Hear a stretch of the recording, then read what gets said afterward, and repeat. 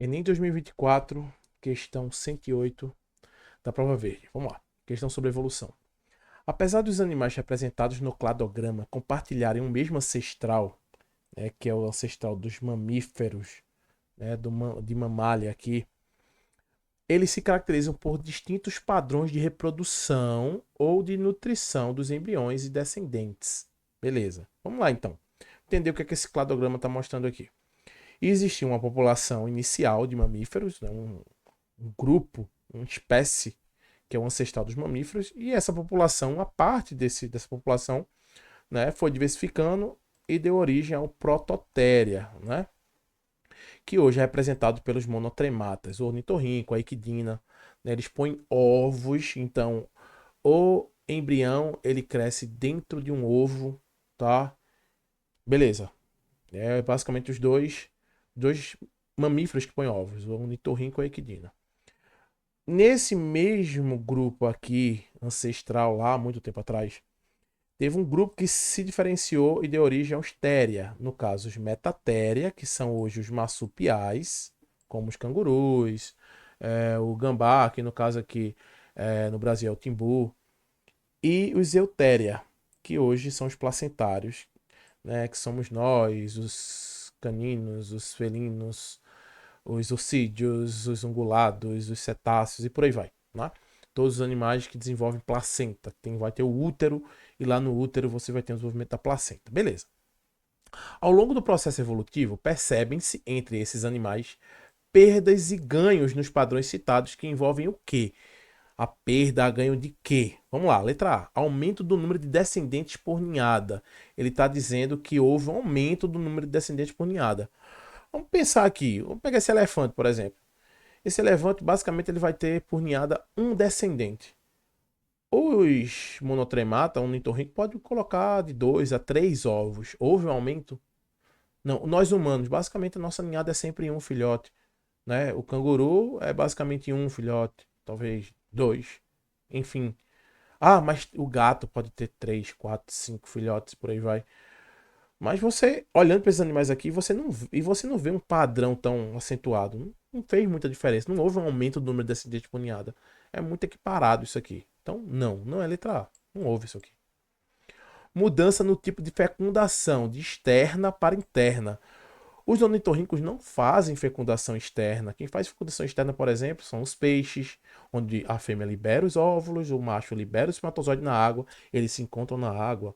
Os anfíbios fazem isso, né? Você não tem aqui fecundação externa em momento algum.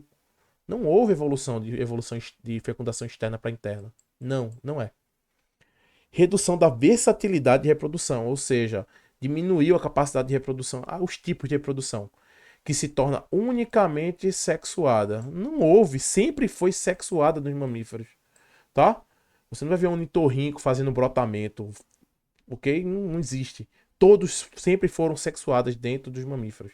Não houve uma diminuição de reprodução. O tipo de reprodução foi sempre sexuada. Não era assexuada e sexuada e se tornou unicamente sexuada. Tá errado isso aqui também, não é. Beleza? D. Houve uma mudança no desenvolvimento embrionário, que passa do meio aquático para o terrestre. Aí muita gente marcou aqui e errou. Gente, todo mamífero, o desenvolvimento embrionário, olha a palavra aqui, sempre foi no meio aquático. A diferença é que, no caso dos ornitorrincos, esse meio aquático vai estar contido em um ovo. Nos marsupiais e nos placentários, vai estar lá no útero. O meio aquático vai estar a bolsa amniótica, lá dentro do animal, dentro da fêmea, mas vai ser aquático. Nós, humanos, por exemplo, nós temos nosso desenvolvimento embrionário no meio aquático. Nosso desenvolvimento fetal é também no meio aquático, dentro de uma bolsa chamada bolsa amniótica, tá certo? Tem uma pele chamada amnion, uma camada que é o amnion, e a gente vai ter lá o líquido amniótico, a gente se desenvolve no meio aquático. Basicamente todos os vertebrados se desenvolvem em meio aquático. Então não houve mudança, não existe desenvolvimento terrestre nos mamíferos, beleza? Ah, mas tem os animais terrestres e os animais aquáticos, como os cetáceos, beleza, mas o desenvolvimento continua sendo aquático, sempre vai ser aquático. Então não é também esse. Por eliminação, Letra E. Houve uma diminuição da vesícula vitelínica. Houve, olha aqui. Os ornitorrincos põem ovos. Então você tem uma vesícula vitelínica maior para poder nutrir. Quando você tem marsupiais e placentários, essa vesícula vitelínica diminui, vai auxiliar na formação do intestino, por exemplo, o sistema digestivo, beleza? Vai formar aquele lá intestino primitivo, mas você vai ter uma diminuição drástica associada ao desenvolvimento da lactação, verdade. Por quê? Qual é a ideia aqui? Você diminui o vitelo nos térias, tá certo? Por quê? Porque o bebê ele vai crescer dentro do corpo da fêmea, sendo nutrido lá.